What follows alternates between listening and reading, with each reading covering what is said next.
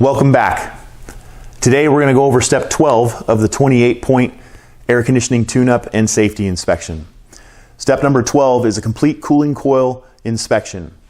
So we're going to get inside here and remove this cover so that we can get into the cooling coil. Now everybody commonly refers to the outdoor unit as your air conditioner, but truly this box right here is where all the air conditioning happens. This is where all the heat is removed from your air. So when we get in here, we want to make sure that that coil is free of any debris, to make sure there's no obstruction of air going through the unit.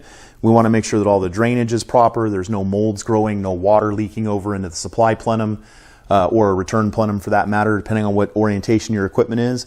But we want to make sure that everything inside that coil is clean, proper, and ready to go. We don't want to cause any kind of water issues in here, and that's what we normally see from this cooling coil that's been left alone. So please, get your tune-up. Cheap way to keep this equipment running right and protect your home, and then follow it up with an annual maintenance program. See you on the next video.